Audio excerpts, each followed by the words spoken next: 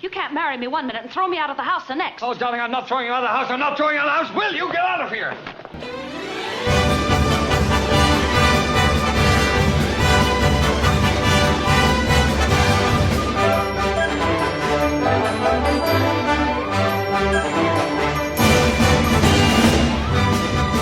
You're in the League Podcast. The League versus Arsenic and Old Lace. I'm Matt Durson. And I'm Johnny Brewster Hunt. Clay, and it turns out I'm not an actual Inferno. You're a son of a sea cook. All right, so this is technically our Halloween movie this year, right? We're not doing like a Karloff or... Well, technically, there's a Karloff connection to this. There's a Karloff connection. Yeah, you are right. But we're not doing one of our classic monster Hollywood movies, Universal monsters. We're going to just do this, which I had never seen this movie before. But I don't know about you. I know John had seen it because he recommended it. But Clay, had you ever seen this movie? No, I never saw it. And it's like almost one of those things that's in the lexicon. Like people talk about it. And right. We'll get there. But I mostly...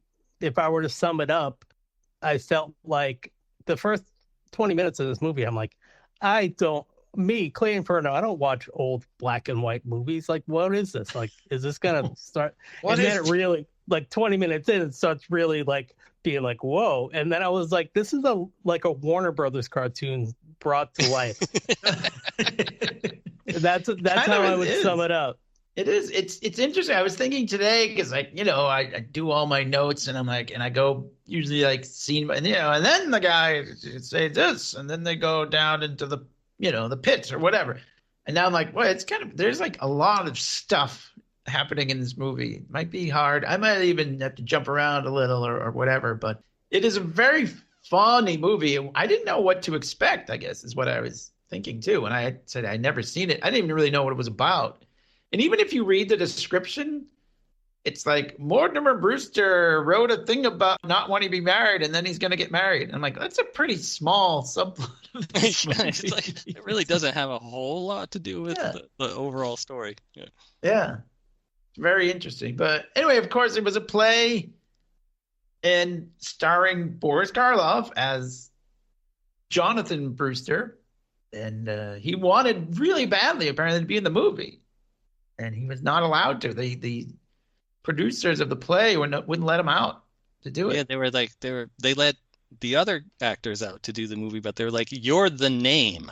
Like, we wrote this part for you. If you leave, and the play's just gonna die while you're off filming, you got to stay." So, yeah, I mean, it's great. He was pissed, apparently. So, he got to do the TV movie in the '60s, but. He must have been significantly older, obviously, because this was in 1944. Yeah, technically they filmed the movie in 41. So right. So they shot the movie, but they had an agreement with the producers of the Broadway show that they wouldn't release the movie until after the play had finished its run, and then like 1,400 performances later, it finally closed. My God. On Broadway. So there is I'm trying to find this note I had about Frank Capra, the director. He was they were just at the end of principal photography, and then he enlisted because then Pearl Harbor happened. Yeah, Pearl Harbor happened in like the last couple of weeks of photography. Yeah, principal photography. Yeah. So they let him wait. Well, that's where I'm getting at there, because they let him wait and finish editing the movie. Because he enlisted in like November or something, or it would have December. been late December. It was like it was like maybe a week or two after Pearl Harbor. It was pretty close, I think. Yeah, I think you're right.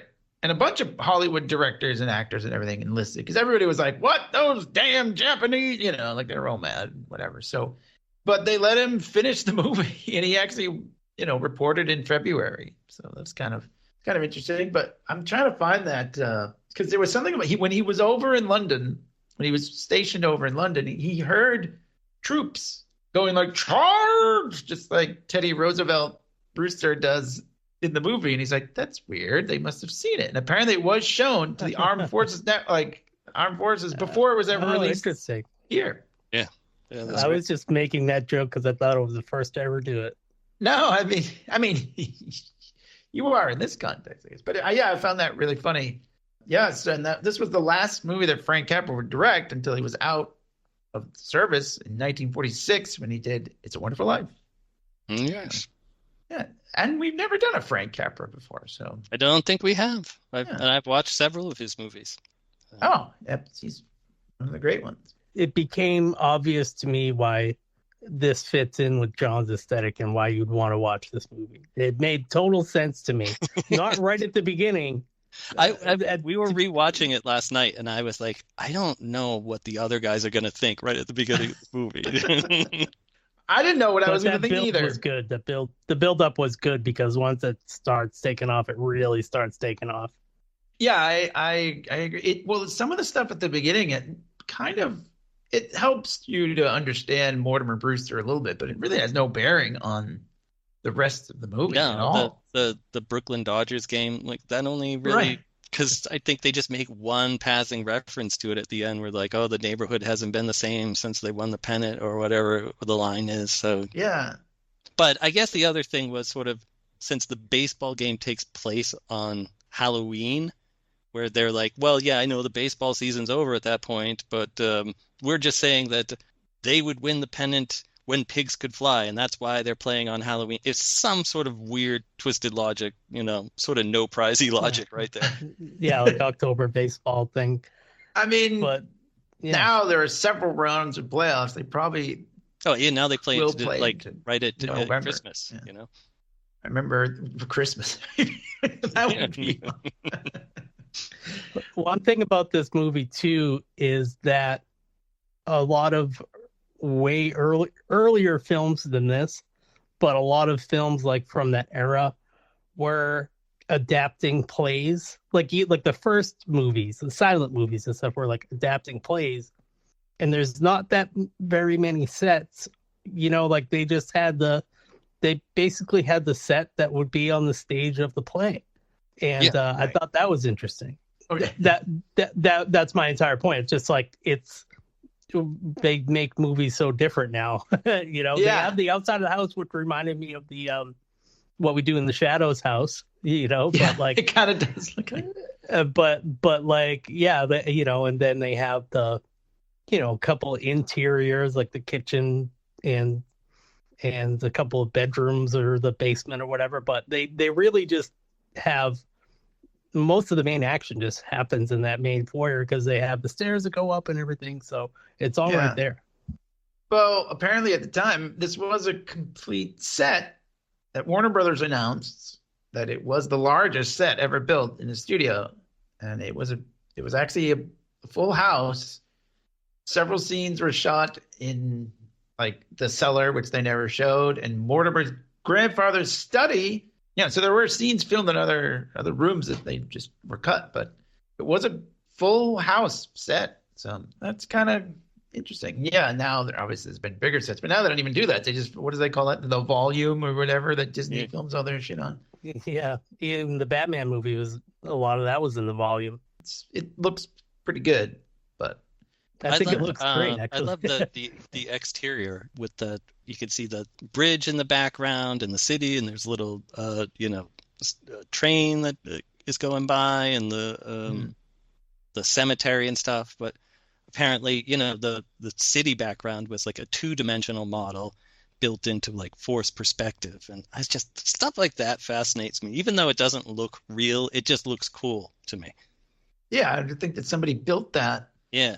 In that way, like at the proper perspective and the proper size so that it would look like it was far away and it was really just like right behind them. I love those old school filming tricks. Yeah, exactly.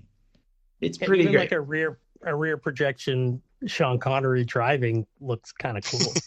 Yeah. It's almost just like part of the aesthetic. It's understood that they're driving. It doesn't matter, Yeah. Well, let's talk about the beginning of the movie. As we said, first of all, I love these old school credits. I love old movie credits. There's nothing beats this, just the names listed there. Yeah. And I love it. Gowns by lettering. Ori Kelly. I mean, gowns. What a weird thing. I I could be wrong. I think I was the costume designer and Cary Grant used to be an item at one point. Oh, very good. And so he was a little grouchy on the set, and some attribute it to her being there. Interesting. Like There was also apparently Frank. ex. Yeah, it's gotta be rough. Apparently Frank Capra pushed his actors quite a bit to get like the perfect comedic. Well, he was thing. making them play it very broad, and Cary Grant was. Yeah. He cites this as his worst performance. Yeah, he didn't really. Yeah. Yeah, he was angry. So maybe he was angry the whole time. He just didn't work that way. Oh well. So yeah, there's a lot of like weird, funny references to Brooklyn. Obviously, it is a different place. Brooklyn is a lot different now than it was back then. Yeah, so they say it's a Halloween tale of Brooklyn, and it's 3 p.m. This happened, and they show a game of Brooklyn Dodgers and the New York Yankees, and the guy is called out on strikes, and he punches out the ump, and then there's a big brawl, and then the ump is there smiling. It's so weird. It makes almost no sense. It's funny, but it's weird. Yeah, definitely. Like it starts out with one of these like Bugs Bunny kind of things. Yeah. You know what I mean? Yeah. So then they say across the river in the U.S. proper. Like Brooklyn isn't even considered part of the United States. The writers of this movie, I can't think of their names offhand. Weinstein's brothers or something. They're twins, but they also wrote Casablanca. So just wanted to throw that out there. Oh, Julius. Oh, sorry, Epstein. Epstein. Yeah. Epstein. Equally horrible last name. Well, yeah, now it is. Yeah. So anyway, yeah, we're at City Hall here where they hand out the marriage licenses, and there's a guy in line with his sunglasses on, and he's trying to be very mysterious. He doesn't want to be recognized. Incognito, which is just making him stand out more. Right. And there's these two reporters there, and they're like, "Who is that? That's too bad. It looks like Mortimer Brewster." And I'm like, "Oh yeah, it's too bad. That'd be a great scoop." So apparently, Mortimer Brewster wrote what they called the Bachelor's Bible, which is just he wrote like a book about, I guess, why you shouldn't get married and whatever. Yeah, and but here he was. He's working on another book against marriage too. Mind over marriage or something like that.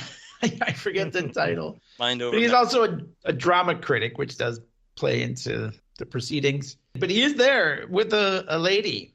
Priscilla Lane is the actress's name. Her name in this movie is Elaine Harper, and they're getting their license. And he's trying to like hide and like Baba boom. Is all I gotta she's say. very pretty and she's funny. She's actually really funny. And he's trying to tell the guy handing out the licenses. He's like, "What's the name?" And he's like, Brewster. And the guy's like, "Say again." And he doesn't want to say his name because everyone will know. And then it's a funny little scene. And then he finally has to say it loud, and everybody's like, "Oh, Mortimer Brewster." And then he and Elaine, they run out and they hide in like a phone booth. It's like, with a guy that's already in it. Yeah, there's a guy in there. He's all mad at her, and I love it. He's like, I can't do this, I can't. And she's like, "Oh, Mortimer." And then they kiss, and they go right back in. And now everybody knows. Set up footage. Yeah, right. And then we're back. We're in Brooklyn here, and there's this cemetery, which we were talking about, and I think even Artie Leach is one of the names on one of the tombstones. Yeah. I don't know if you guys know. Artie Leach is the real name of Cary Grant. Archie Leach. Archie, I'm sorry. Not Artie, whatever. Archie. So he's dead. But apparently it was the same. He used that name in His Girl Friday about being dead. And this is almost like a continuation. Like they're in the same cinematic universe. It's crazy. This is Artie Leach. The Archie Leach cinematic universe. Yeah. So there are these two beat cops here who seem like they're right out of one of our audio comics. They're like, what do you see there? Hey? Oh, look at here we are walking down and doing the beat, and you'll be taking over for me. And then there's these two older ladies who have the nicer women you never met before. So they're the Brewster sisters. Old cop uniforms too, with the brass buttons and everything. Like, cool. Yeah, classic. So yeah, there's two nice ladies. they're the Bruces. They go in and they're all like, oh, and they're having tea with Elaine's Reverend dad. Harper. Yes, Reverend Harper, Elaine's dad. And he has the book. That book that Mortimer wrote. Not the book, but Mortimer's book. Mortimer's book. Not Right. Not the good book. No. Right. But I'm sure it's a decent book. I don't know. Then the cops come in and they're like, "Hey, what are you doing there?" I just want to introduce you to O'Malley or whatever his name is. Oh, O'Malley. So there's this other person in the house who thinks he's Teddy Roosevelt. As we spoke, he says "charge" every time he goes up the stairs. He's got a trumpet. It's a lot. There's some weird stuff going on. So, it's kind of just setting up all this stuff. And the cops are like, "Oh, we're here to take the toys to the kids." And so he asks about it. He's like, "Well, he just loves being Teddy Roosevelt." So they just play along. Just let him pretend. Where's the harm, I guess? Letting this guy think he's Teddy Roosevelt. There are worse people than being Teddy Roosevelt, I'll tell you. Yeah, right. I'm just going to talk like this for the rest of the podcast. Okay. I won't. That's fine. I promise. What do you say? What do you say? What do you be? So they even say, like, the two women, the two sisters, they say, after he's gone, he'll go to the sanitarium. So, but they tell him, "Oh, you're going to Panama." So he has to they're always like, "Here's an assignment for you, Mr. President." When they tell him to go get the toys, they're like, go fetch the fleet or something. I can't remember exactly what it was. Yeah, it's always something. They always sort of pretend it's like some kind of official president business. So, anyways, Mort and Elaine show up. They're all fun. They're going to Niagara Falls.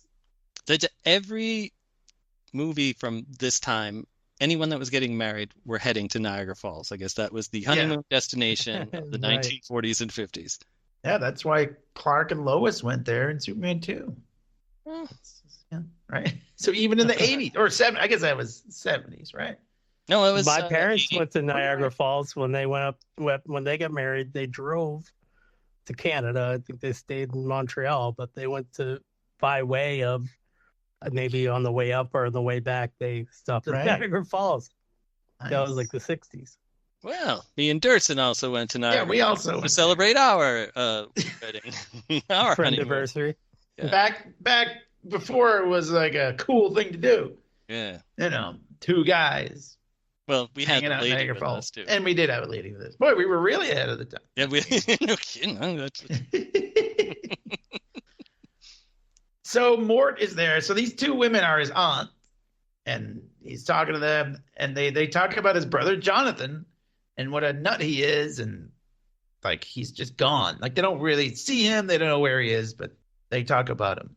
And I also should point out, Mort told Elaine to like go to her house and whistle when you're ready to go. Ready. We're gonna leave for Niagara Falls. They've got a cab waiting out front. Yeah, they got a cab waiting. The cab waits out there the entire movie. And they're neighbors. Yeah. They live right next door to each other. Yeah. So anyway, Mort, he sits on the window. There's like, what they call it a window box, but it's one of those sort of Window chests. seats. A window seat, I guess, underneath the window. And he just opens it up. Well, he's looking for his notes for his new book, that Mind Over Matrimony, because he doesn't want Elaine to see it, and Right. That's why he opens the chest up. I see. And then he gets all like, ooh. Yeah, We don't really know. Mrs. Elder and I make that joke a lot when we're looking for something and we look into something and we go, "Hey, mister." So he thinks that Teddy Roosevelt killed that guy. And he wants to send him to the nut house now. I shouldn't say nut house, but Happy Dale. That's right. That's the name of the place. And like, but that he talks to his aunts, they know, because it wasn't his name, Mr. Hoskins. He was a Methodist, and they poisoned him because he was lonely. He was sad and lonely, didn't have any Yeah. family, so just kill him. So they gave him strychnine or whatever. They gave him some wine, and he fell asleep and died. That's it. And they said, yeah. And he's like, what? Like, Mortimer is like apoplectic here, and pretty much for the rest of the movie. He's just like, what? Like, he has no. He's completely out of his mind. They have a great line too, where they're like, well, reveal that they've killed like 12 of these lonely men. She has a great line. She's like, well, we could do that, but we wouldn't tell a lie. It's like, that's right. We wouldn't fib. Wouldn't fib. Wouldn't lie to you, Mortimer. But we definitely did do that. Yeah. I love it. Just, well, we all have the right to some secrets. He's like, why do you kill 12 people? And then there's like this debate about if it was 12 or 13. They're just so casual about it. Meanwhile, Elaine whistles for him out her window, and he's kind of like, I love he does like that, kind of like, that thing. You wave someone out, you're like, So anyways, it's Halloween. So the trick-or-treaters there, and they're making stuff. They're handing out pies and everything to the kids. And jack-o'-lanterns. It's like, Halloween. It was a different time. Yeah. Different. But I love they're like making a cake for him to celebrate his wedding. And he's all like crazy yelling at them, and they're like, don't worry, we'll let you lick the bowl. That was a great line. Man, when I was a kid, I loved licking the bowl after my mom baked anything, brownies, cake, whatever. I think I liked that even more than whatever it was she actually baked. I didn't even. Like raw cookie dough, even though it's like terrible for you. I do like that. I like that better than the actual final cooked cookie. Than the cookie, yeah. Right. Your mom made great stuff. Well, yeah, it's terrible for you, but they make cookie dough that you can eat just so you can eat it. Like, yeah, it's not doesn't have I haven't been salmonella in it. I haven't been able to find a gluten-free version of it though. Oh yeah, I mean it's probably. John. Oh, don't John. So like the process goes, they have Teddy Roosevelt dig the grave in the cellar. So whenever they kill a guy. Yeah, because they tell him he's digging the Panama Canal. Yes, going to Panama, and he goes. And they say the victims have died of like yellow fever. Yeah, they tell him it's yellow fever. So they just give him an assignment and he takes it every time. Yeah, everything. He's like, oh, the whole movie they're like shoving papers in front of him. They're like, this is a secret order. This is like your proclamation. This is this, and he every time he doesn't miss a beat. He goes, oh, it's secret. Oh, okay, or oh, yes, the yellow fever. Yes, I'll get right on this right away. Or when someone comes by, they have to salute him, or he asks for an update, and Cary Grant's like, "Well, Mr. President, the whole country's behind you." Yeah, just kind of that's very great to hear. vague, Yeah, he's like, "But I think I'll run for a third term." Yeah. So Elaine comes looking for him, and he wants, because he's trying to like clean up this mess, because he wants to get Teddy to Happy Dale, and just like so no one discovers that they've got 12 bodies in the basement. So Elaine comes Elaine comes and he's like, I'm not throwing you out of the house. Now get out of here. Because she's like, what are you doing? We're married. And he's like, okay, now go get some rest. But she's like, what are you doing? He's like, I'm not throwing you out of the house. Now get out of here. So he's got to he needs a judge's signature and a doctor's signature to commit Teddy to Happy Dale. And Teddy's signature. Right, that's right. So he can commit himself. Has to be on his own recognizance. Yeah, he's a president after all. He can probably do it. Yeah, right. So this guy comes and he wants to rent. There's like a sign out there. Room for rent. Did he call that? Did he call Happy Dale yet? Because I can't remember the exact order. But when he calls to say that he wants to commit Teddy, the guy at Happy Dale is like, oh, we've already got we're like full with Teddy. We have 3 Teddy Roosevelt. He's like, dude, we could use like a Napoleon. Yeah, that's what it was. Yeah. So anyway, so this guy comes. He wants to rent the room, and he says he has no family. he's about to drink the wine, and Mort goes, no! And the guy's like, oh. He said, "Hey, you want to die? Do you want to? Yeah. You want to live?" Chases throws him out. Yeah. And it's so funny. It's like Mort, he falls over a chair. It's like Kramer, the way he like sort of pratfalls. His feet are like stuck. Background in like vaudeville, he would do some of these like acrobatic pratfalls and stuff. Him and Katharine Hepburn in another movie do this thing where she's like standing on his shoulders, and then they roll and do a somersault and over like a couch, and then do like a ta-da kind of thing. So he could do that shit. You never see that stuff anymore, you know? It's great.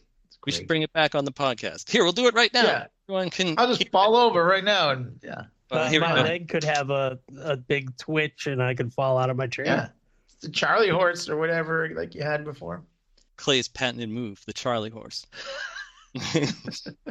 Mortimer, he's got to go to the judge to drop the papers, and he says, "Don't do anything. Don't let anybody in. Don't do anything." And then he takes the dead guy's hat by mistake.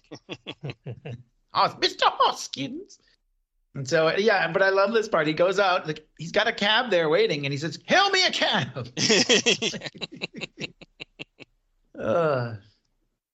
So, yeah, they have hats for all the dead guys. And yeah, they open up this cabinet. Yeah. And there's like a whole cabinet. Yeah. It's all full. It's great. Yeah, full. Yeah, full. So there's a knock at the door, and it is Raymond Massey as Jonathan Brewster. And he's got this guy with him called Dr. Einstein. And he's like a weird sort of like, why did you hit me over the head, Leopold? This is the movie that made me realize that Peter Lorre was the greatest actor of this generation. He is so good. Like, I'd seen him in other things. I was like, he's really good. But in this, where I was like, he does comedy really great too. Like, he's so fantastic in this. He sort of steals the show from everybody, which is, everybody in this movie is excellent, but I'm just right. You can't take your eyes off him. He's like how Steve McQueen had like 10 lines in The Magnificent Seven, but everybody remembers him because you're always just looking at what he's doing, even when he's not saying anything. Yeah, I mean, he's really funny. He's always got like that bottle and whatever. But I don't want to keep harping on the Bugs Bunny thing, but we talked about this when we did our Warner Brothers like Looney Tunes stuff. I didn't know who Frank Sinatra was, but I saw Frank Sinatra and Bob Hope a million times in Bugs Bunny cartoons. Like, and there's always a Peter Lorre character in like the horror Bugs Bunny things. Yeah, he's in a couple of them. He actually like voices them.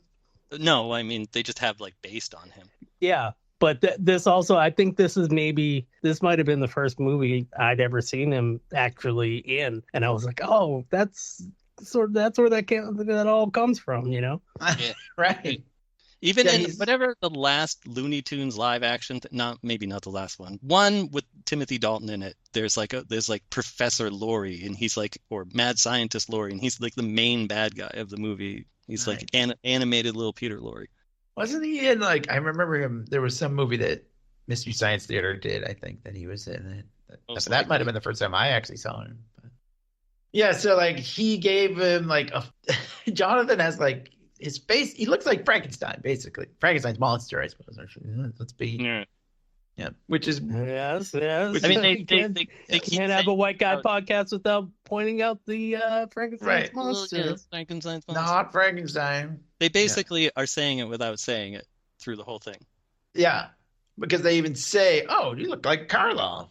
Yeah. And when they were talking about, remember how we took the little boy to the scary movie? He looks like that. And then Peter Lorre is like, "Oh yeah, I saw that movie too, just before I operated on him, but I was inebriated." Yeah, so he was the one. He said he basically gave him like a facelift or whatever. He's like a plastic surgeon, and he's given him a couple different faces. Yeah, so he's like, "I got to give you another one." So but they're like, "Oh, sit down," and then they don't recognize him at first because his face looks all different. But Jonathan and the doctor, so they have a dead body that they got to get rid of too, and. He said I looked like Boris Karloff. That's why he killed him. I mean, I guess this is where you sort of like, and I really wish they could get Boris Karloff for the thing, because that's the gag. You know? I know. I don't know. It's almost funnier this way, I think. It's big. Anyway. So, yeah, anyway, they're talking to the judge, and he says, oh, maybe I'll stop by. I've been feeling a little lonely lately. And Mortimer's like, no, don't feel lonely. Never. And don't have any wine. Yeah, he says, maybe I'll stop by for some wine. He's like, you're drinking, man? He's like, no, I abstain. I have a little wine sometimes. Oh, no. Absolutely not. Do not drink the wine. Teddy Roosevelt is talking to Jonathan and the doctor or whatever, and he says, maybe I'll go inspect the Panama Canal. And then he goes down the cellar, and he figures, I can put the body down there. I forget the name, because the names of the dead people are very much part of because they keep having to correct each other. But I don't remember what the name of this guy was. There's like a Mr. Witherspoon. It's like Spiegel or something. Yeah, it's like a weird, because then someone even says, oh, there's a foreign name or something. Like there's even sort of like a weird remark about that. But, got Hoskins, Spinzalo, that's it. Tuttle. Yeah. That's what it is, yeah. I also like the part where Teddy is showing Dr. Einstein. He's like, and here's pictures of us, and there you are right there. And he's like, my, how I've changed. So there's like a weird, they tell the aunts like, oh, please go to bed. So their plan is to bring the body in through the window. And then like, I don't know, it's all dark. It's very hard to tell, but it's like, there's some chicanery because there's two bodies in the, there's the Mr. Hodgkins and there's Mr. whatever you just said. Also, whatever. Yeah, Spinaldo or whatever. And then Elaine shows up and she turns on the lights and they're like, oh, this is Jonathan. And he basically like kidnaps her. And then the aunts come down and they're all dressed for a funeral because they're ready to give Mr. Hodgkins his services. They're actually very serious about this. Like they like to give people burial, of course. Yeah, proper burials. They don't just like stick them in a hole in the basement. Hey, Mort comes back. I know it's so sad. Elaine's like, oh, it's like she's just been kidnapped, basically. And she's like, oh my God, Mortimer. And he's like, I can't, like he has no time. I can't deal with this right now. I got this to go. No. What's that? It's Jonathan. But anyway, so they're staying the night. And Mort, he's going to give him like, he's like, no, you're not. Here's $10. Go haunt yourself a hotel, which I think is a great line. But then like he drops the 10. I don't even really know what happens here, but he steps on his foot. Right, he steps on Jonathan's foot, and there's like no reaction to it, and he's like stunned. He starts stabbing in the leg with a fork, and Cary Grant looks at the camera a few times here to be like, "What?" It's kind of like a Frankenstein thing, like the 50-pound boots or whatever, Yeah, it is another Frankenstein reference. But yeah, so Elaine is like, "Oh my God, like I almost got killed." Then he looks at his aunts. He's like, "What?" And they're like, "No, it was Jonathan." Blame them. Yeah, he's like, blame this crazy aunt. He calls the judge. He's like, please. He tells Elaine, please, this is important. He's like, it's important. And then so she storms off and he says, thank you, darling. So he opens the window box and he sees the other guy, like Mr. Hoskins. Yeah, well, because we missed a part during where everyone went to bed, and right. Teddy comes up and grabs the first body and brings it down. Yeah, because he's supposed to bring it down to Panama. Yeah. Right. It was all very hectic in that time. There was a lot going on there. But I love, like, there's like another body, and one of the aunts goes, well, isn't this a how do you do? Or something like that. That's a real how do you do. But she's there and she's all mad. She's like, he can't be buried here. It's all very proper. You can't bury just some stranger. As one does. That's right. And that's as Clay said. Yeah, she says, well, I mean, I won't stoop to telling a fib. Like, so he does want to, I love it. Mortimer, yeah, Cary Grant, even though he didn't like his performance, I think he is kind of like Cram, but he does this like weird, like, woo, like he's like, it's almost like Curly from the Three Stooges. Yeah. This is what I didn't expect from the beginning of the movie, having not seen it before. I didn't expect him to be all that funny. I think of Cary Grant, I just think of, leading man kind of stuff. And of course he's a leading man here, but he is very, very funny. Yeah, oh, definitely. Yeah, I agree. I also didn't really see him as a I comedian. didn't either Like, until I started getting into his films a year or two ago, and I found out that like that was kind of more of his thing was more he did more comedies than he did dramas. Mortimer. Mortimer comedies. so yeah, Mortimer is trying to get Jonathan to take his body and just get out of here. Jonathan's like, well, there'll be another body or whatever. Like he's threatens him. And then O'Hara, the cop, shows up again, and when he sees Morty, he's like, "Oh, wouldn't you know what? I'm a playwright." He's like a drama. He's like, "All right, well, go in the kitchen," because he's like, the cop is there, so it's all it's literally like an episode of Three's Company from here on out. Like it wasn't already, but like, it's all like, "Oh, going in the kitchen, oh no," and running in and out and whatever. Yeah, so he's like, he tells Dr. Einstein and Jonathan says, take your body. And like, no, we're gonna stay here. Jonathan's like, no, we're gonna stay here. And he's gonna use the aunts as a front so they can keep doing their business and murdering people, I guess, or whatever. But they will be none the wiser. But they're all like, well, I'll just tell the cop that you killed the guy or whatever. And he's like, well, they killed 12 people. Well, they have been. Dr. Einstein is like, hey, I found, that all I said was perfect for our guy. Well, there's another guy there that we can use, as leverage pretty much. Yeah. But yeah, the aunts are like, we won't have a stranger buried in here. We already have 12 people, so they don't have a lot of room. And she now we're like read their rights, so she doesn't want to they do like a little service for each of the dead people. It's like, well, I don't know this guy. I can't. She seems like she's a little bit of a racist anyway. Like, oh, he's a foreigner. Oh, he's a right. Yeah. Yeah, I think everybody was back then too. Yeah, everybody hated everybody. If that's true. They were all kind of racist. So it's basically everybody knows, and like Jonathan has the same argument with Einstein about the 12 people. He's like, well, 13. And he says something like, well, the first one died of pneumonia. And he says, well, he wouldn't have died of pneumonia if I hadn't shot him, which is apparently what happened. Was it Garfield? One of the presidents, right? Yeah. I knew it. Now I don't have I even have some notes, but I don't find it. So, well, yeah, because what's the story? It's like Peter Lorre and the brother there, escaped him from the mental institution, kind of went on a rampage, killed 12 people along the way or something like that. Yeah. I think that's kind of the backstory of them killing 12 people of their own. Bodies it seems more as though Jonathan was the one that was doing the killing, because Dr. Einstein always seemed to be like, oh, do we have to? I don't want to. Yeah, he never really. So Mortimer is with the doctor, and I love he just kind of he hears some singing or something. I kind of forget, but he leaves. He tells the doctor to stay there. He says, "Pull up a tombstone," and he just runs. And then he basically passes Teddy on off on the dock. He's like, "Yeah, you guys go hang," because he wants the doctor to be convinced that this guy is crazy.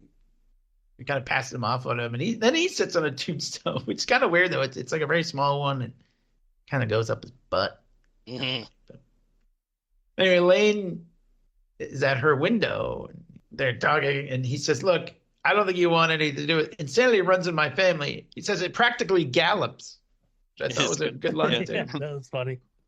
But as he has done before, this is the third time, I think, with Elaine. He's like, "Oh, I love you." So they kiss. No, man, I love you. And then the doc does come up. He's got the papers. He's ready to commit Teddy Roosevelt now because he's convinced.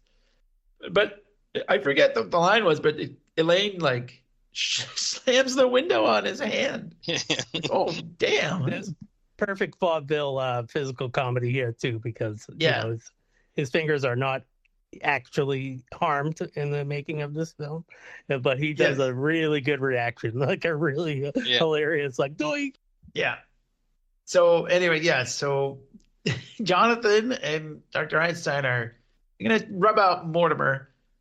And he says he wants to use the Melbourne method, which apparently is long and slow. And Dr. Heinz is like, oh, why don't we just make it fast? He's like, can we just do the, you know? Yeah, right. That's what he says. He's like, to break his neck or something.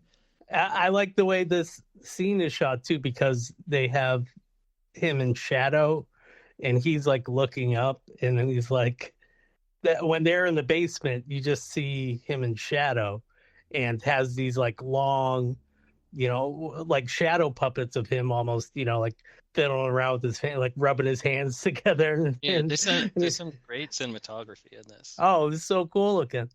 Yeah, so actually, Einstein tries to warn Mort first. Yeah, he's like, oh, Johnny's in one of his moods. You got to get out of here. And he's like, oh, no, I've seen this in 100 plays before, kind of thing.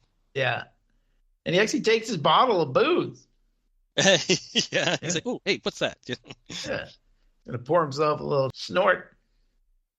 But then Mort's sitting, he's like, yeah, I've seen this all before. This is how it's gonna work. And he basically describes exactly what happens. He's like, you're standing here and you're looking at, you're talking, and someone's coming up right behind you with a rope. That's exactly what happens. And then so they tie him up and they gag him, and then it gets fucking dark. Like the tone just shifts. Yeah, a little bit. He's got a big case of like torture like stuff, like knives. Yeah, and he's like tied, and like the music gets all ominous, and the lighting gets all dark, and it is. I like the fact that it goes from like weird, wacky comedy to just like, whoa, they're gonna torture him right now. Yeah, it's kind of weird, scary. And Einstein he's like, oh well, because he doesn't have his drink anymore, but he's like, oh, I'll have some of this wine. And Mortimer's like, the poison wine. And he's like, watching it, and then just as they're bringing it to their lips, out comes Teddy with this, with this trumpet or whatever. Yeah, bugle. It's a bugle. A trumpet is more like I get whatever, but it's a bugle. His horn that he blows, and it's really loud. In fact, the neighbors are complaining. They keep saying, but then a cop comes in, the same cop, I should say, O'Hara. And he sees he's kind of tied. Like, first they try to shield Mortimer, who's like in the chair with a gag and everything. He's like, and when he does see him, he goes, hey, you stood me up. Because like they were supposed to go to like the bar and talk about it. And they tell the cop like, oh, no, we're just reenacting a play. This guy is so dumb. Yeah, it doesn't help him at all. He's like, he leaves him there. Perfect. I can tell you exactly what happens in my play. Yeah. So he's sitting there trying to talk about his play. And Jonathan's about to stab him. And then Einstein actually hits him with a shoe, knocks him out. Hits him with the shoe from the guy that they killed. It fell off. Oh, yes. Because I think he was wearing it after it fell off. Because it was, where it was in the middle of the room, the shoe had fallen off. I think he's wearing. Is it Jonathan? Like picks it up and like puts it on the or Mortimer like puts it on the table. It's like, what do we do with this thing? There is so much going on here. It's hard to. There's so much. It's like it's really hard to talk about it in this fashion. Yeah, because there's way more happening than we're covering. So watch it for yourself. Yeah, go watch the movie. But for free more on the Internet Archive, which is a great place to watch it. And I got to admit, it kind of added to the old timiness. I bumped up the speed a little bit. But it kind of, if it pitches up the voice, it kind of like adds to it. Like, hey, what do you say, Mortimer? Hey, how you doing? So more cops show up. They don't even care that that Jonathan's well, they're not even aware. They're just like, where have you been, O'Hara? Yeah, they're looking for O'Hara. Well, when O'Hara, he's been away from the precinct for 2 days. Like, I have an APB out for you. You haven't checked in. But he's like just writing his play, waiting for Mortimer down at the bar and fucking doing whatever. But I love when he sees Jonathan on the floor. He's like, well, it wasn't that bad, was it? Like he thinks he's like was knocked out by his play. I fell asleep during your play. Yeah. I liked it a lot, though. I thought it was very good. The cops are there. It's Jonathan starts to wake up, and they're like, "Oh, the lieutenant's on his way," and he's like, "Oh, I've been turned in." And for some reason, they like untie him, but he's still gagged. I guess I don't even remember, but Jonathan. I think he frees himself at some point. Yeah, I guess you're right. Because I remember seeing in the background, like the chair is on the ground and he's getting up. That's right. Yeah, he's like it's like weird with like it's kind of a little gross because both times when they put the like handkerchief in his mouth, Peter Lorre's like sticks his fucking hand in his mouth, and then when Cary Grant's like pulling it out, they like show the whole thing. He's like, it's way in there. Ugh. There's another funny because one of the cops says, "Oh, you look like Boris Karloff," and he punches him. There's another big fight, and Mort gets punched. And then, like, while this is all going on, he just takes out a cigarette, and he's like, "Well, like." He's just sort of like humbling through the whole watching all the fighting and the whatnot going on. The what? Yes, the point where like, Jonathan is about to hit one of them with the phone, and Cary Grant needs to use the phone to make a call. Yeah. Can you lift that a little higher? Oh, thank you. Yeah, he just takes. Yeah, they shoot some of the fight, but they also show him just on the stairs for a lot of it, and you just see the shadows and you hear the scuffle, and that is also very funny to me that they're not showing the whole fight. You know. There's really one where a cop goes to do something to Jonathan, and they cut back to Mortimer, and he's like, "Oh no, that's not going to work." And then they like knock Jonathan over or knock him out or something. He's like, "Oh, it did." Yeah, they knock him out again. Then the lieutenant shows up, and he recognizes Jonathan as the guy. "We got an APB out for you." And this guy, But he doesn't believe. Like they keep making allusions to their 13 bodies in the cellar. And they're like, Teddy Roosevelt says, yes, they're all. Be crazy to think that. Yeah. And the lieutenant is about to drink the wine at one point, and Mortimer's like, ah! But then they're like, wait, these papers aren't any good. They're signed Teddy Roosevelt. Which is like, I can't commit himself. They're signed Teddy Roosevelt. So he convinces him, he's like, you can't sign him Teddy Roosevelt. It's code for he comes up with this ridiculous Brewster sounds Brewster, and where do you do it was really clever. I thought it was funny. Yeah it was like where roosters are. He said like on the veldt or something, which is probably some obscure word that I don't know, but Roosevelt. Oh yeah, okay. The Brewster. Yeah, the doctor comes and he's Teddy Roosevelt's like, Taft! No, it's like, what does a rooster do? It crows. So it's like, so I'm sorry, go on. That's okay, yeah. But I like he thinks that the doctor is William Howard Taft. He's like, Taft! Yeah. Because he's kind of a big dude. And then he like sucks in the guy, like he's not even really that fat. He's not that big. No, people now, but he like goes and he's like kind of like he's over exaggerating it too. He's like has his like gut like kind of sticking out, and then when he points it out, he goes, "Ooh," so he's like sucks in his gut. Hilarious. Taft had a bathtub. Fat fuck.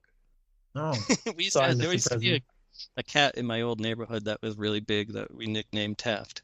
I like that. Hey, that cat could think he's Taft all he wants. Yeah, sure. There's nothing wrong with that. Hey, I was president. So anyway, Teddy Roosevelt is like, oh, my term is over, and he's going to go to Africa, whatever. But the aunts are like, no, don't go. And they actually tell the lieutenant that there are bodies in the cellar and whatever. But... And then they're like, even ask Mortimer. And that's when he grabs the horn. He grabs running the up bugle or whatever. And he's like, charge! Or this and that, and there, and I'm going to do that. We're all going to go to Happy Day. And he's trying to get like the cop to. He's like, humor them. And the guy's like, what? And he's like, we're all crazy. Yeah. We all, there's so many bodies in the basement. But so Elaine was over. She was kind of eavesdropping or whatever. She heard all this, and she goes down into the basement. But they need all these signatures, and so they get Dr. Einstein. He's trying to sneak out. Yeah. And they're like, they're like, no. oh, no. And they're like, he's a doctor. He's like, oh, yes, Dr. Einstein tried to operate on me tonight. Right. When he was I trying to torture love him. the dialogue in the scene because they're like, Dr. Einstein, are you leaving? And he's like, yes, please. And they're like, you're not going to wait for John? He's like, I don't think we go to the same place. And so he signs the paper. He's about to walk out. And the cop is on the phone. And he's like, oh, yeah, we got this guy. Now we got the description of his accomplice. He's 5'3" and 140 pounds, has bug eyes, speaks with a German accent, pretends to be a doctor. Okay, got it. And then the Peter Lorre's like, oh, fuck, I'm fucked. I'm going to get arrested. This scene And then they were like, oh, we got the doctor's signature. He's like, thanks, doc. You did Brooklyn a solid, you know? Yeah, he doesn't even recognize the description. And then he runs out. My favorite part is that he runs to the door and they're like, are you leaving? He's just like, and then runs out. It's so good. That could be like the signature scene of the movie. Like that. Yeah. That encapsulates everything and is just so hilarious because posted it on Instagram. You really think that he's resigned. He's like, oh well, I got caught. Yeah. Zoinks! Right out the door. So they needed next of kin to sign. So Mortimer's signing his aunt's papers so that they will go to Happydale. But then she's like, oh no, you're not next of kin. You're not a Brewster. He's like, so I'm not crazy?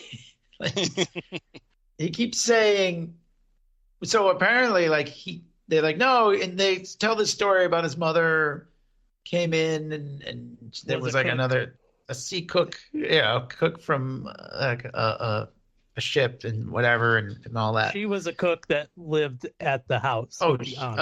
Right. Okay. And that his dad was also a cook on a ship. But he's not technically a Brewster, so he's all happy now because he's not crazy. But he keeps saying, I'm the son of a sea cook. But apparently the original script, he's going to say, I'm a bastard. But the censors wouldn't allow bastard back then. Back then. Yeah, the other thing, too, is I guess they had to tone down the newlywed sort of like urge to go have sex, too. Oh, interesting. Yeah, I was like, oh, they barely kiss. But they do talk about it. Yeah, I was thinking about that too, like kind of like in the context of how they made movies, but also like the practicalities of how they're gonna get married and they're making out and stuff all the time, and like kind of like the Rear Window thing where it's like you have to sign in guests if they're gonna be in your apartment. You know what I mean? Like, oh, gentlemen caller after hours. Like they're neighbors. Like, did they do it? When did they do it? Is all I can think of. The whole movie. When did they have time to do it? Were they doing it in the back of the cab? Who knows? Well, there's a scene in Rear Window too where like they have to cut it like just like Grace Kelly's like going in, and then it's like almost like the end of the first act or something. They kind of just they go to dark, almost like it's like the curtain is closing on them or something. But anyway, so Elaine comes up. She saw the body, not the bodies themselves, but the graves, I guess, because they're all very neatly. I guess and they leave flowers on them every Sunday or something like that. Yeah. And Mort's just like, oh, never mind. He just starts kissing her and he carries her off. And he's like, oh, we're gonna go to. Like he doesn't want the cops to hear her say like she saw bodies. He carries her off, and then he yells, "Charge!" and runs through the cemetery. He tells the cab. Yeah, I love the cab. He's like, you own the cab now. Whatever. The cabbie says something like, Mr. Mortimer, we've been running a meter on 2 cabs because he called for one and he was just waiting out there in case anyone needed a ride or something. But for some reason he's like, and I don't know if he says like send me a bill or whatever, but he just kind of runs away. He's like, Mr. Mortimer, you over 2 fares. No, Mr. Brewster, because he's like, I'm not a Brewster. Yeah, that's right. Mr. Son of a sea cook. But at the very end, he yells, "Charge!" and carries Elaine off. And Cary carries. Yes, Cary carries. It says the end, like it always did in those classic movies. And it's like, bah, bah, bah, bah. It is almost like a Warner Brothers cartoon. in the stage play, apparently, they would have the 13 dead bodies come up and do a curtain call with the rest of the cast. Oh, that's pretty nice. funny. So anyway, that is the end of Arsenic and Old Lace. This version, I guess I should say. The film version. What did we think? Obviously, I think we all enjoyed it. Sound like it. Yeah. Great Halloween pick. I mean, it's kind of like a series we do every Halloween. This is an unexpected. It's not a horror movie. I mean, it's not really, but it's a Halloween movie for sure. It takes place on Halloween, so it's like I said, it's in the lexicon. Like, people reference it. Like, I think my mom must have loved this movie because I think she always liked Agatha Christie and like murders, and so it's like something that comes up when you're like talking to like older people. Older people love their murder mysteries. Yeah. I remember when we were working at the video store that this box was faced out in the classics section. Oh, nice. It would be Cary if it ever Grant. got rented. I don't think I ever remember it getting rented, but it had Cary Grant with Elaine over his shoulder walking, like a painting of that. There's those old like boxes some of them were great. I do miss that a little bit. I never really look at, like, if I'm going to stream something, I almost never just look at the. Most of the time now, when you're going to stream something, it's just like a still from the movie with the movie right. title. There's no.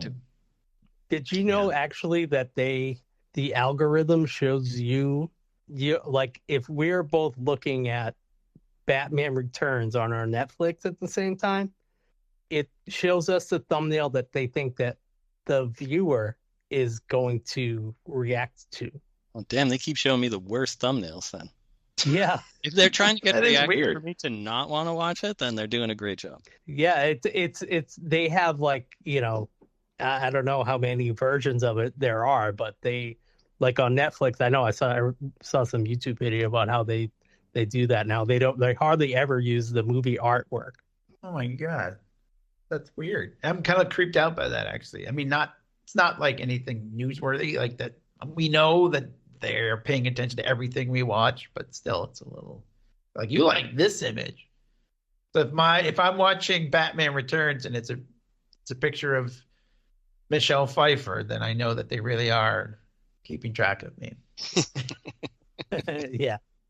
I'm gonna sign on to Netflix right now and see what Batman Returns would be. I don't even know. I don't even know if it's on Netflix.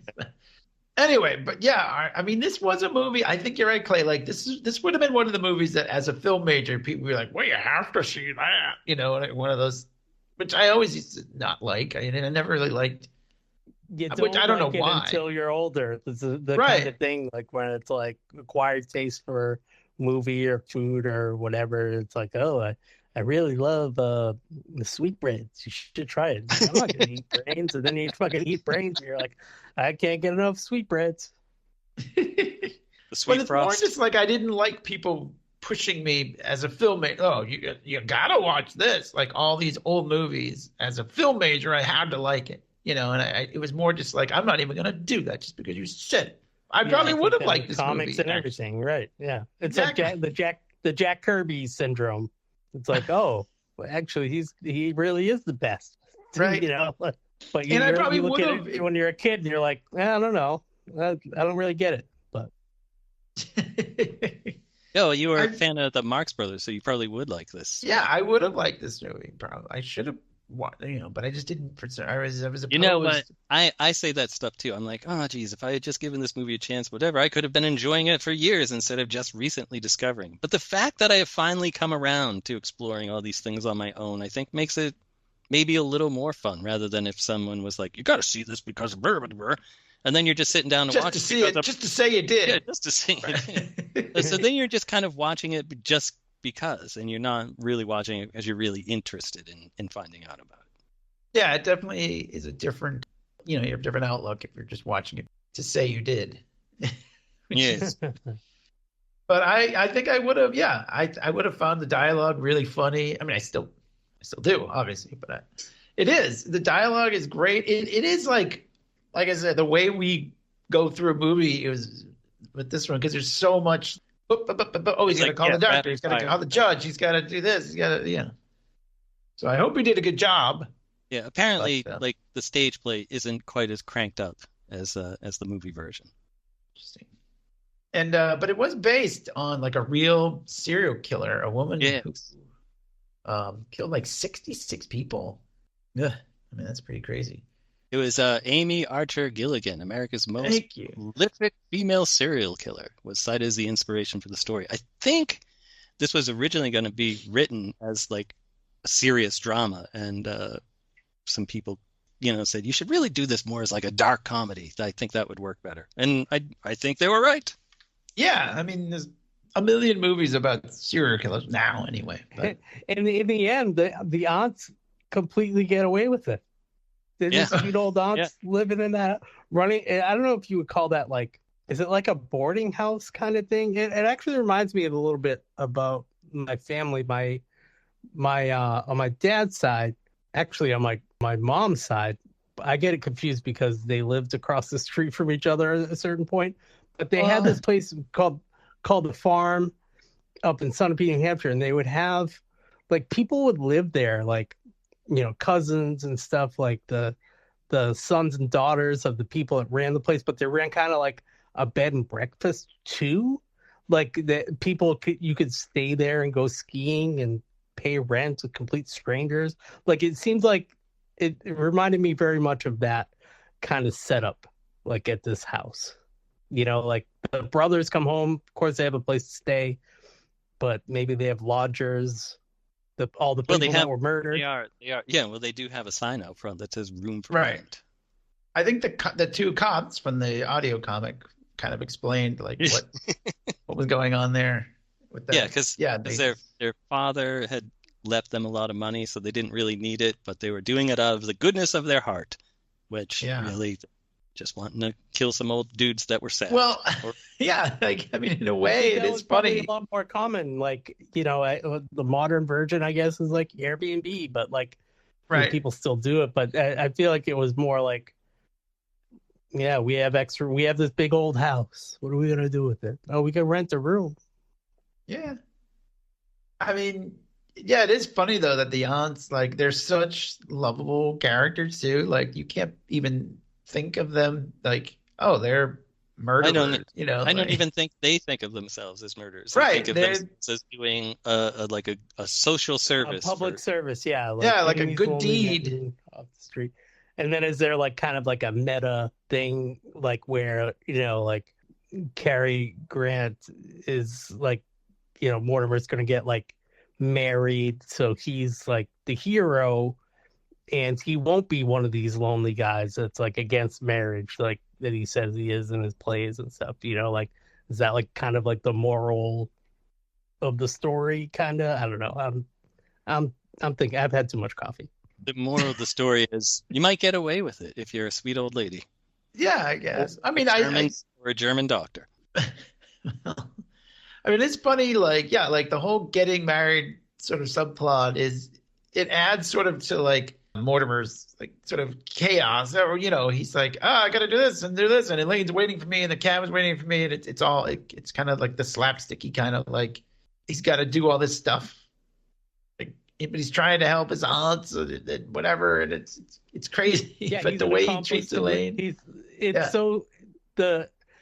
really is like if it were a dark drama, like it's a serious thing. He's an accomplice to 12 murders at least, but he's just trying to fix it so that he can get on with his life, and him and his wife can go fuck somewhere. Right. I wanna cut a trailer for this movie as a serious like sort of drama horror. Oh yeah, put some nice music behind it and everything. Yeah. 12 bodies in the basement. It could be done. Yeah, I think it could be done. Some creepy music and whatever. I mean, it is, especially I think for any time, it is dark. The fact that there are so many. But I mean, the dialogue is so funny and snappy, and like some of the lines I mentioned are like I thought were really like, pull up a tombstone or whatever. Like there's some really funny lines. I feel like if they did make the movie now, it would be way darker. Like it would be a creepy, like they'd be like producer Sam Raimi or whatever, like even though he would have almost nothing to do with it. David From Fincher. the creators of Evil Dead, or something. It'd be some bad straight to streaming horror movie. But they would be Airbnb. I think you're right. Like that would be the thing. But it wouldn't be as good. Let's just say that. I don't think so. Yeah, I don't think you can't mess with the classics. I mean, this is you can't. I mean, they've tried. I never saw the TV version that they did with Karloff, but I don't know. I don't want to say it's not as good, probably, but but it probably isn't. This was on the American Film Institute's 100 funniest movies too. So. Oh, really? I believe so. Right. It was on some 100 funniest movies. That was a big deal. Nice. So what do we think it is? Yeah. Well, what do we think? Do we want to give final thoughts? Might as well. Just chatted for a while, but who goes first? Who goes to? Who is this? All right, fine. I'll go first. I recommend it. I'm going to give this movie an A. I enjoyed the fast pace, the humor, the darkness, and movie has turned me into a Peter Lorre fan, who I've become obsessed with over the past several months. Yeah, he's great. I'm reading a biography about him right now. No kidding. Yeah, he had some issues as well. He had like gallbladder problems or something, and they had a botched surgery, so he got addicted to morphine for years. Oh. Yeah. So, but he lived as a style at the time. Which he had like a stroke. But I think one of the last movies he filmed was with who's the guy in Raiders of the Lost Ark? Indy. I don't. Marcus Brody. Marcus Brody. I can't remember what his real name is, but like he did a movie with him, and I started to watch it. I was like, this movie is just full of padding. It's just like 10 minutes of them driving someplace. I'm like, this movie's not very good, but he's always excellent in everything I've watched him in. Even in all the really terrible movies that he did later in his career, but he's still really good in them. Man, this guy, maybe he was trying to support his morphine habit or something, but he was in a lot of movies and TV. Yes, he did a commercial for Simonize car wax. And one of the lines he says, he's like, if you hate physical exertion as much as I do. It's like, yes, I relate to that completely. So yeah, A from me. Yes. Excellent. I guess, how can you give it anything less than an A, I suppose? Like, unless you're not into funny movies. Unless you're a complete idiot. You have no heart. You have no sense of humor. It's so snappy. Like, I didn't watch it sitting in one sitting, which I kind of regret, I guess, because it definitely would play better if you literally just, I think. I didn't, like I said, I didn't do it because I almost never do for these movies that we cover here in the podcast. I sit down, I watch some of it, I take some notes, and then I stop for a while. But think about I feel like, think about it. Bring it up to the counter and think about it. But I feel like you should do that with this one.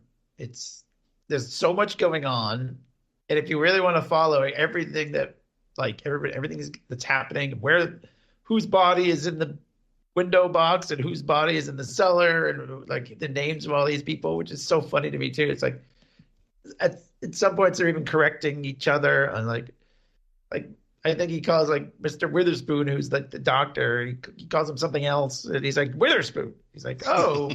Or when he says something like fork or something, he's like spoon, or whatever. With or fork. He's like with a spoon, something like that. Yeah. It's like spoon. The guy's like, no, thank you, or something. It's almost like something we would have written in The Secret Monkey. Yeah, but everybody's great. Yeah, like Cary Grant, even though he said it was his worst performance, he's kind of over the top, but I think it works. Yeah. Yep. So I also give it an A. A's all around. A. Well, I don't know what it is. So far. Anyway. Yeah. Yeah, I guess it's tough with an old classic movie that we all agree on to not just give it an A. Anyways, yeah, I give it an A. I'm just it's not really a knowledge drop, but it's almost like if I did see that somebody was doing a production of the play, I might go see it. There was, I guess, a legendary run. Listen to some of these actors from 86 to 87. Gene Stapleton, Abe Vigoda, and Larry Storch. I mean, can you just imagine seeing those folks do this, or like modern like play actors? Like I went and Stacy and I famously walked out of the Glass Menagerie starring Zachary Quinto because she hates plays. Oh my God. And we were like right up front too, and I was like, well, at least we gotta sneak out like kind of like in appropriate time. But I don't like really see a lot of plays, but this again, I'll say great suggestion. I probably wouldn't have watched it otherwise, but I'm so glad I did. Is where I land on it, and I'm so happy that you guys enjoyed it. Really. Yeah.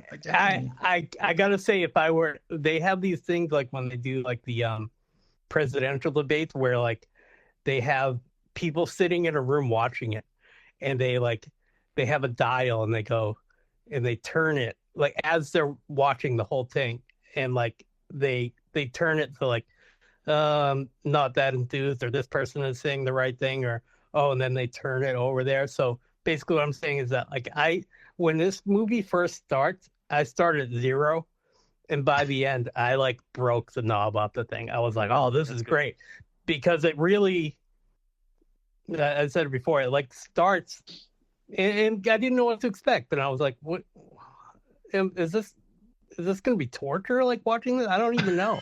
Yeah, and then I was really surprised. I was like, oh, it's fucking on. This is great. Yeah, I mean, I didn't think it would be torture, because like it's one of those movies you're like, well, I know it's probably good because it's a classic that everyone talks about, but like it's like I said, like sometimes those are they're classics for a reason, but sometimes you're like, I don't really see why people like this movie so much. But this one was really funny. Like maybe I guess I just don't expect to be as entertained, like. Yeah, right.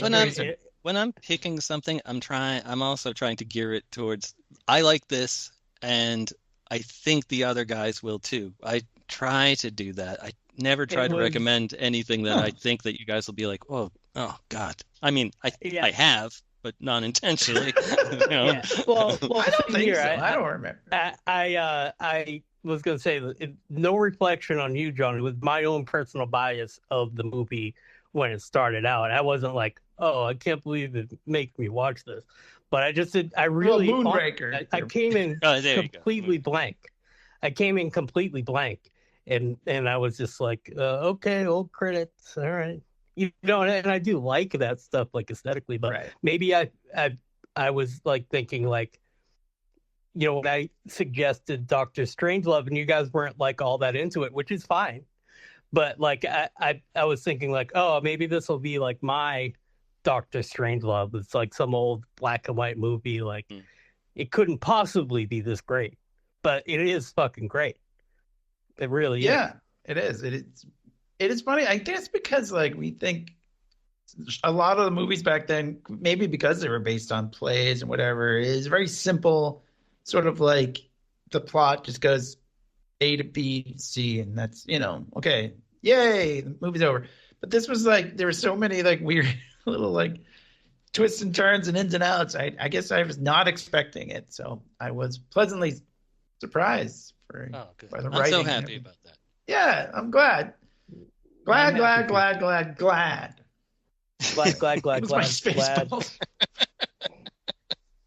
So yeah, different Halloween movie for us this year, but I like it. I'm glad we did it. So thanks for listening, everybody. Check out Arsenic and Old Lace, and check out all of our podcasts on YouTube and Spotify and wherever you get your podcasts. And yeah, that's all I got. Happy Halloween! Well, bon voyage.